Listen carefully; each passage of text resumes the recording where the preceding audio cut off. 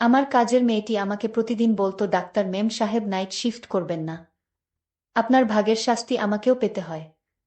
আমি তার কথা বুঝতে পারিনি। একদিন আমি অসুস্থ ছিলাম, তাই অন্য কাউকে দায়িত্ব দিয়ে হঠাৎ তাড়াতাড়ি বাড়িতে চলে এলাম। আমার রুম থেকে চিৎকারের আওয়াজ আসছিল।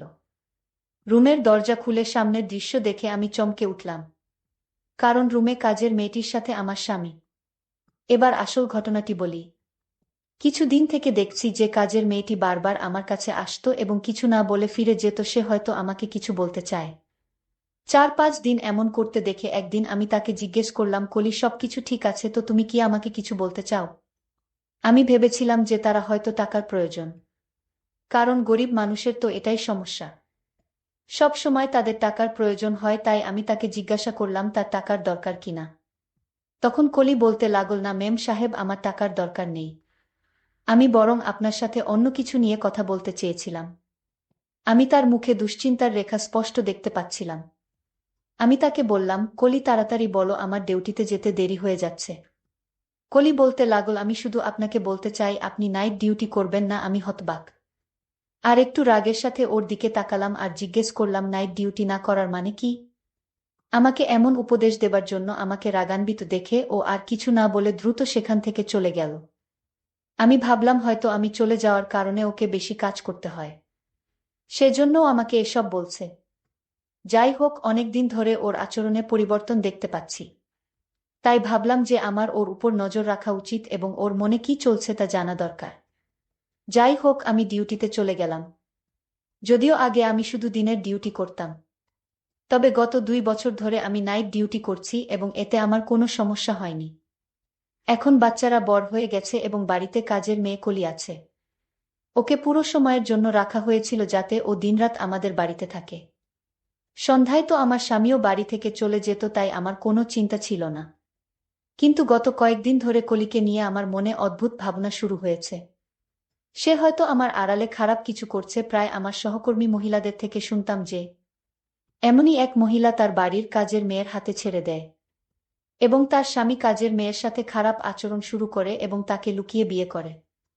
এই খবর শোনার পর থেকে আমি শান্তি পাচ্ছিলাম না। একদিকে আমার স্বামীর প্রতি আমার পূর্ণ বিশ্বাস ছিল যে আমার স্বামী আমার সাথে এমন কিছু করবে না, এবং কাজের মেয়েটির উপর বিশ্বাস ছিল কারণ সে খুব ভদ্র। কিন্তু আবার ভাবলাম যে কারও বদলাতে সময় লাগে না। আমি আমার স্বামী এবং কাজের উপর নজর রাখার সিদ্ধান্ত নিলাম। আমি সকালে দেরি করে উঠতাম। আমি ভাবলাম যে আমার নিজেই উঠে তার জন্য নাস্তা তৈরি করা উচিত। কিন্তু সারা রাত ডিউটি করার পর এমন ক্লান্ত হয়ে যেতাম যে 5টায় বাসায় ফিরে গভীর ঘুমে তলিয়ে যেতাম আর উঠতে ভাল লাগতো না। দুপুর 2টায় ওঠার পর লাঞ্চ করে আমার প্রাইভেট রুমে বসে থাকতাম। চাকরির পাশাপাশি আমি একটি প্রাইভেট ক্লিনিকও খুলেছিলাম যেখানে আমি গরিব মানুষের চিকিৎসা বিনামূল্যে করতাম। ক্লিনিক থেকে আসার পর সন্ধ্যায় চা খেয়ে হাসপাতালে যেতাম।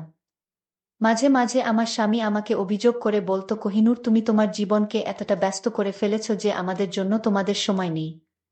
আমিও তোমাকে ভালোবাসি এবং তোমার প্রয়োজন অনুভব করি। কিন্তু আমার স্বামী খুব ভাল ছিল। আমি তাকে খুব তাড়াতাড়ি মানিয়ে নিতাম এবং ও আমার অসুবিধা বুঝত। জীবন একই রুটিনে চলছিল। কিছুদিন শান্তিতে কেটে গেল। আমি তেমন কিছু দেখতে পেলাম না, তাই আমি কিছুটা নিশ্চিত হলাম। কিন্তু একদিন কলি আবার আমার কাছে এসে বলল, মেম সাহেব, আপনি আমার কথা শুনুন। দিনের বেলায় আপনার ডিউটি করিয়ে নিন, তাহলে আপনার শাস্তি আমাকে ভোগ করতে হবে না। এবারও খুব রেগে বলেছিল এবং কথা শেষ করেই সেখান থেকে চলে গেল। ওর কথা শুনে আমি হতবাক হয়ে গেলাম যে আমার ভাগের শাস্তি মানে কি? ও আমার স্বামীর সাথে আমার ভাগের সময় কাটাচ্ছে না তো? এই ভেবে আমার পায়ের নিচ থেকে মাটি সরে গেল। আমার স্বামীর উপর আবার যে বিশ্বাস ছিল সেটা নয় বলে মনে হতে লাগলো। কিন্তু তারপর ভাবলাম, না, এটা সম্ভব না, ও নিশ্চয় এমনই এই কথা বলছে। কিন্তু তারপরেও আমি জানতে চাই যে আমার দিনে ডিউটি করার জন্য না করে রাতে ডিউটির জন্য এত জোর করার পিছনে উদ্দেশ্য কি? আমি একজন ডাক্তার এবং আমি সারা জীবন সততার সাথে কাজ করেছি এবং কখনো কারো কাছ থেকে কোনো অনুগ্রহ নেয়নি। হাসপাতালের ম্যানেজার আমাকে যে ডিউটি দিয়েছে তা আমি সানন্দে গ্রহণ করেছি এবং পূর্ণ নিষ্ঠার সাথে তা পালন করেছি। এখন আমি নাইট শিফটের কথা বলে রেখেছিলাম, বলেছিলাম যে আমি নাইট ডিউটি করব। এতে আমার কোনো সমস্যা নেই। এখন আমি হঠাৎ করে ছেড়ে যেতে পারবো না। তাহলে আমার নাম খারাপ হয়ে যাবে। এত বছর ধরে আমি কঠোর পরিশ্রম করেছি এবং কখনো কথার খেলাপ করিনি। পুরো স্টাফদের আমার উপর অনেক আস্থা ছিল। কিন্তু এভাবে আমি আমার সংসারটা নষ্ট করতে চাই না। তাই ভাবলাম কিছু করা দরকার। কলি গত 1 বছর ধরে আমার বাড়িতে কাজ করছে। এতদিনে না ওর বিরুদ্ধে আমার বিরুদ্ধে ওর কোনো অভিযোগ ছিল না। একজন বিধবা যার 2-3টি সন্তান আছে এবং ও তাদের ভরণপোষণের জন্য আমার বাড়িতে কাজ করত। আমি চাকরির প্রথম দিনই তাকে বলেছিলাম যে তোমাকে এখানে 24 ঘন্টা থাকতে হবে। ওই সন্তানের নিয়ে কোনো চিন্তা ছিল না। কারণ ওর সন্তানের দেখাশোনা করার জন্য ওর বাবা মা ছিল এবং তারা গ্রামে থাকতেন, ও একাই আমাদের বাড়িতে থাকতো। ওরা বেতন পেত, তা ওর গ্রামে পাঠিয়ে দিত। যদিও আমি ওকে অনেকবার বলেছিলাম যে তুমি চাইলে তোমার সন্তানদের এখানে নিয়ে আসতে পারো। তুমি যেখানেই থাকো তোমার সন্তানরাও সেখানে থাকবে। কিন্তু কেন জানি না ও রাজি ছিল না। ওর সাথে সময়টা ভালোই যাচ্ছিল আজ পর্যন্ত। ও কখনো কারো বিরুদ্ধে অভিযোগ করেনি। কিন্তু এখন গত কয়েকদিন ধরে খেয়াল করছি ওর আচরণ অদ্ভুত হয়ে গেছে। প্রতিবারই ও আমাকে একই কথা বলতে থাকল, মেম সাহেব দিনের বেলা আপনার ডিউটি নিয়ে নিন আর রাতে বাসায় থাকুন। আমি কিছুই বুঝতে পারছি না রাতে বাসায় কি এমন হয় যার কারণে ও এত ঘাবড়ে যায়। এবং আমাকে এই কথা বলে একদিন এমন হল যে আমি ডিউটিতে ছিলাম। এমন সময় হঠাৎ একজন নার্স আমার কাছে এসে বলল যে অনেক দূর থেকে একজন মহিলা আপনার সাথে দেখা করতে এসেছে। আমি জিজ্ঞাসা করলাম সে কি রোগী, কারণ এই সময় আমার ডিউটি ছিল। তখন সে বলল না, তিনি আপনার কোনো আত্মীয়। এই সময় আমার কোনো আত্মীয় আমার সাথে দেখা করতে ডিউটিতে আসতে পারে। ভাবতে ভাবতে বের হলাম। বাইরে গিয়ে দেখি একজন অচেনা মহিলা দাঁড়িয়ে আছে। আমি বিরক্ত সাথে তার দিকে তাকিয়ে জিজ্ঞেস করলাম, কে আপনি এবং আমার সাথে দেখা করতে চাইছেন কেন? তুমি কি ডাক্তার নিপুণ? আমি বললাম, হ্যাঁ আমি ডাক্তার নিপুণ। আমার কথা শুনে সে হঠাৎ তার মোবাইলের ক্যামেরা বের করে আমার ছবি ক্লিক করেই হঠাৎ পালিয়ে গেল। আমি কয়েক সেকেন্ডের জন্য বুঝতে পারিনি কি হলো ব্যাপারটা, এবং যখন বুঝতে পারলাম তখন সে আমার থেকে দূরে পালিয়ে গেছে। আমি তার পিছনে জোরে দৌড়ালাম যাতে তাকে জিজ্ঞেস করতে পারি কেন সে আমার ছবি তুলেছে এবং সে কে। কিন্তু সে খুব দ্রুত ছুটতে ছুটতে আমার নাগালের বাইরে চলে গিয়েছিল। আমি ফিরে এসে ভাবতে লাগলাম, এবং ভগবান, আমার সাথে এসব কি হচ্ছে? কে এই মহিলা? তার কেন এখানে এসেছিল কে জানে? আমার কিছু একটা গড়বড় মনে হচ্ছে, যেন খারাপ কিছু হতে চলেছে। আমার ষষ্ঠ এনজিও বারবার আমাকে সংকেত দিচ্ছিল যে সম্ভবত আমার জীবনে কিছু খারাপ ঘটনা ঘটতে চলেছে। আমি এটা জানতাম যে আমি আমার ফ্যামিলি, কারণ রাতে ডিউটি করে খুব ক্লান্ত হয়ে পড়তাম আর সকালে দেরি করে ঘুম থেকে উঠতাম। আমি যখন ঘুম থেকে উঠি তখন আমার স্বামী অফিসে চলে গেছে, এবং রাতে যখন আমি ডিউটিতে যাই তখনও সে অফিস থেকে আসে না। অদ্ভুত জীবন হয়ে গেছে। অনেকদিন আমার স্বামীর সাথে কথাও হচ্ছিল না। আমি এটা অনুভব করতে পেরে সাথে সাথে মোবাইল বের করে আমার স্বামীকে কল করলাম। ভাবলাম অন্তত ফোনে কথা বলি, কিন্তু সে আমার ফোন ধরছে না। তখন আমি তার অফিসের নম্বরে কল করি এবং তার কলিগ আমাকে বলেন যে তিনি গত কয়েকদিন ধরে অফিসে আসছেন না। তার কথা শুনে আমি অবাক হয়ে গিয়েছি। সে অফিসে যাচ্ছে না, এই বিষয়ে আমার কোনো ধারণাই ছিল না। কিন্তু আশ্চর্যের বিষয় হলো যে সে প্রতিদিন অফিসের জন্য বাড়ি থেকে বের হতেন। তাহলে তিনি অফিসের নাম করে কোথায় যেতে পারেন? পরের দিন ছুটি নেওয়ার কথা ভাবলাম। আমি যখন বাড়িতে এই কথাটা জানালাম তখন সবাই খুব খুশি। বিশেষ করে কাজের মেয়ে কলির চোখে মুখে খুশির ছাপ ফুটে উঠল। রাতে খাবার খেয়ে বাইরে হাঁটতে বের হলে দেখলাম কলি কারো সাথে ফোনে কথা বলছে আর কাউকে বলছে মেম সাহেব আজকে বাড়িতে আছেন। আজ আমার কপাল ভালো, নইলে তো তার ভাগের শাস্তি পেতে আমি হয়তো মরেই যেতাম। আমি যখন তার কাছে গেলাম সে হঠাৎ ঘাবড়ে গিয়ে ফোন কেটে দিল। আমি যখন তাকে জিজ্ঞেস করলাম তার সাথে কথা বলছে, সে বলল কারো সাথে নয়, শুধু মাকে ফোন করেছিলাম সন্তানদের খবর নেওয়ার জন্য। এখন কলির প্রতি আমার সন্দেহ বেড়ে গেল। হয়তো সে কোনো ঘোট পাকাচ্ছে অথবা আমার কাছ থেকে বড় কিছু লুকাচ্ছে। এটা তো নয় যে সে কোনো অন্যায় কাজে জড়িয়ে পড়েছে। ভাবলাম আজকে বাড়ি থেকে দেখবে এখানে কি এমন হয়। কিন্তু আমার চোখে কিছুই করল না। সবাই আরামে শুয়ে পড়ল। আমার ছুটির কথা শুনে আমার স্বামী খুব খুশি হয়ে বললেন, কতদিন হয়ে গেল আমরা একসাথে সময় কাটানোর সুযোগ পাইনি। আমিও বুঝতে চেষ্টা করলাম সে কি সত্যিই খুশি নাকি শুধু খুশির ভান করছে। তাই সন্দেহের চোখে তার দিকে তাকালাম যে এটা সম্ভব কিনা যে আমি বাড়ি ছাড়ার পরে তার এবং কাজের মেয়েটির মধ্যে কোনো সম্পর্ক আছে কিনা। সেজন্য মেয়েটি আমাকে বলে যে আপনি বাড়িতে থাকুন, আমার একটি মেয়ে এবং একটি ছেলে আছে। মেয়েটি স্কুলে পড়ে এবং ছেলেটি ছোট ছিল এবং সেই স্কুলে যেত বাড়িতে। আমরা এই কজন ছিলাম। তাই আমার ধারণা ছিল বাড়িতে শুধু একটা কাজের মেয়ে যথেষ্ট।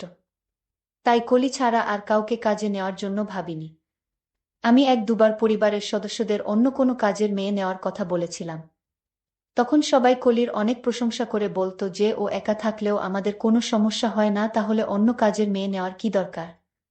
আমিও স্বস্তি পেলাম, কিন্তু গত কয়েকদিন ধরে আমি লক্ষ্য করেছিলাম যে কলি আর আমার মেয়ে শান্তা একে অপরের সাথে আরও বেশি ঘনিষ্ঠ হতে শুরু করেছে। শান্তা সারাক্ষণ কলির আশেপাশে থাকত। এটা দেখে আমার খুব অদ্ভুত লাগতো যে কেন কলিকে এত ভালোবাসতে শুরু করল। আমি এটাও দেখছিলাম যে শান্তা আকিবের কাছাকাছি যাওয়ার চেষ্টা করত, কলিকে কাছে পাওয়ার চেষ্টা করত, কিন্তু কলি তার কাছ থেকে পালিয়ে বেড়াত। সেদিন আমি সারাদিন এবং সারারাত বাড়িতে থেকে দেখেছি, এমনকি হাসপাতালেও যায়নি এবং ক্লিনিকেও বসেনি। শান্তাকে কলির কাছে যাওয়ার চেষ্টা ছাড়া কিছুই অস্বাভাবিক মনে হয়নি। কিন্তু আমি এই বিষয়টিকে উপেক্ষা করেছি, কারণ আমি বাড়িতে থাকি না।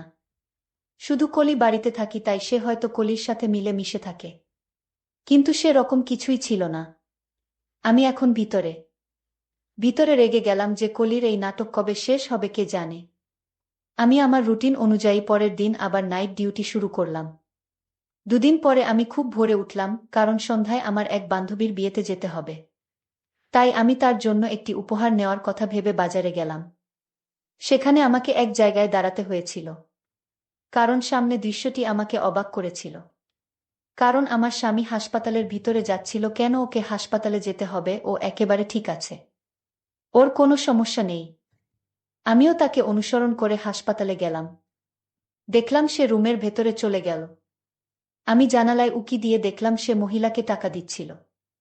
তাকে আমি চিনতে পারিনি, কারণ তার পিঠ আমার দিকে ছিল। মহিলাকে টাকা দিয়ে আমার স্বামী দ্রুত বেরিয়ে গেল। এরপর মহিলাটি কাউকে ডাকল এবং কিছুক্ষণ পর যে মহিলাটি এল তাকে দেখে আমি চোখের পলক ফেলতে ভুলে গিয়েছি। সেই মহিলাটি আর কেউ নয়, আমার কাজের মেয়ে কলি। মহিলাটি কলিকে কিছু টাকা দিল। কলি তাকে ধন্যবাদ জানিয়ে সেখান থেকে চলে গেল। আমি বুঝতে পারছি না এসব কি হচ্ছে। আমার স্বামী প্রথমে এক অজানা মহিলাকে টাকা দিল, তারপর সেই অজানা মহিলাটি আমার স্বামীর দেওয়া টাকা থেকে কিছু টাকা কলিকে দিল। অবশেষে মহিলাটি যখন আমার দিকে মুখ ঘোরালো, আমি স্তব্ধ হয়ে গেলাম। আমি কিভাবে সেই মহিলাকে বলতে পারি এতদিন পার হওয়ার পরেও তার মুখটি আমার মনের মধ্যে আঁকা হয়েছিল। এই সেই একই মহিলা যে সেদিন আমার ছবি তুলে পালিয়ে গিয়েছিল। আমার স্বামীর সাথে এর কি সম্পর্ক? আমি ভাবলাম তাকে গিয়ে জিজ্ঞেস করব, কিন্তু এরপরে আর একজন লোক এসে সেই মহিলার সাথে হাত মিলিয়ে দুজন সেখান থেকে চলে গেল। এসব দেখে এখন আমি নিশ্চিত হলাম যে আমার বিরুদ্ধে কোনো গভীর ষড়যন্ত্র করা হচ্ছে এবং এতে আমার স্বামীর সাথে আমার কাজের মেয়ে কলিও জড়িত। আমি সিদ্ধান্ত নিলাম যে আজ আমি দুজনকে হাতে নাতে ধরব। রাতে যখন আমি নাইট ডিউটিতে যাচ্ছিলাম, তখন আমার স্বামীও বাসায় এসে আমাকে বলল, চলো আমিও তোমার সাথে যাব, কিছু জরুরি কাজে শহরের বাইরে যেতে হবে। আমি চিন্তায় পড়ে গেলাম যে ও যদি বাড়ির বাইরে থাকে তাহলে কিভাবে ওদের হাতে নাতে ধরব। হাসপাতালে গিয়ে ভাবতে ভাবতে আমার মাথা ব্যথা শুরু হলো। মাথায় প্রচণ্ড ব্যথা শুরু হল। ৫ জন ডাক্তার রাউন্ডে এসে আমার অবস্থা দেখে বললেন, আমার মনে হয় না তুমি রাতের ডিউটি করতে পারবে, তোমার বাড়িতে ফিরে যাওয়া উচিত। আমার এমন প্রচণ্ড মাথা ব্যথা ছিল যে আমারও মনে হয়েছিল যে আমি এখানে আর থাকতে পারব না, নইলে আমার শরীর খারাপ হবে। আমি আমার জায়গায় অন্য একজন ডাক্তারকে ডিউটি দিয়ে এবং বাড়িতে না জানিয়ে চলে এলাম। রাতে হঠাৎ করে কখনো বাসায় ফিরিনি। দরজা বন্ধ ছিল। ভাবলাম ওদের ঘুম থেকে উঠানোর চেয়ে চাবি দিয়ে দরজা খুললেই ভালো হবে। ভিতরে ঢুকতেই বুঝলাম আমার স্বামী হয়তো এখনো বাড়ি ফেরেননি, কারণ তার গাড়ি ছিল না। আমি আমার রুমের দিকে যেতে শুরু করেছিলাম। এমন সময় হঠাৎ চিৎকারের আওয়াজ পেলাম। উপর থেকে শব্দ আসছে, দৌড়াতে লাগলাম। আমি যখন উপরে গেলাম তখনও আমার ছোট মেয়ের ঘর থেকে চিৎকারের আওয়াজ আসছে। আমি এগিয়ে গিয়ে সাথে সাথে দরজা খুললাম। সামনের দৃশ্যটা দেখে আমার নিজেরই চিৎকার বেরিয়ে গেল, কারণ এটা সেই দৃশ্য যা আমার আত্মাকে নাড়া দিয়ে দেয়। আমি দেখলাম আমার মেয়ে বাজেভাবে কলিকে মারছে আর কলি গলা চিরে চিৎকার করছে। এগিয়ে গিয়ে ওকে সরিয়ে দিলাম। আমাকে দেখেও বিরক্ত হয়ে গেল আমার মেয়ে। এদিকে আমাকে দেখে কলি তাড়াতাড়ি আমার পিছনে লুকিয়ে বলল, এই জন্যই তো আপনাকে নাইট ডিউটি না করতে বললাম। কারণ আপনি চলে যাবার পর আমার সাথে এটাই ঘটে, আপনার মেয়ে আমাকে প্রতি রাতে আমাকে মারধর করে। এবং এটা আজ থেকে নয়, অনেক দিন ধরে এমন। আর আপনার মেয়ের যন্ত্রণা আমার সহ্য করতে হচ্ছে। আপনি যখন রাতে ডিউটিতে চলে যান তখন আপনার মেয়ে আমাকে প্রতি রাতে গলা ধরে আমাকে মারতে শুরু করে। আমি কাজের মেয়ের কথা শুনে অনেক চিন্তায় পড়ে গেলাম। তাহলে আমার মেয়ের কি হয়েছে যে আমার স্বামী এবং তোমাকে মারধর করে? তারপর আমার মেয়েকে একজন মানসিক ডাক্তারের কাছে নিয়ে গেলাম। মানসিক ডাক্তার বলল, আপনার মেয়ের কিছু হয়নি। আপনার মেয়ে বাবা মায়ের ভালোবাসা পায়নি। আর তাই আপনার মেয়ের এমন অবস্থা। আপনি থাকেন রাতে ডিউটিতে আর আপনার স্বামী থাকে দিনে ডিউটিতে। আর তাই আপনার মেয়ে আপনাদের ভালোবাসা থেকে বঞ্চিত হয়। সে একাকিত্ব হয়ে যায়। আর এই জন্যই আপনার মেয়ে মানসিকভাবে ভেঙে পড়ে। এখন থেকে আপনারা ওকে সময় দিন। তাহলে সব ঠিক হয়ে যাবে। বন্ধুরা, আজকের গল্পটি কেমন লাগলো তা অবশ্যই কমেন্ট করে জানাবেন। আর আপনার কোন ধরনের গল্প শুনতে ভালোবাসেন তা কমেন্ট করে জানাতে ভুলবেন না। এরকম নতুন নতুন গল্প পেতে আমার চ্যানেলটিকে সাবস্ক্রাইব করে পাশে থাকবেন। ধন্যবাদ।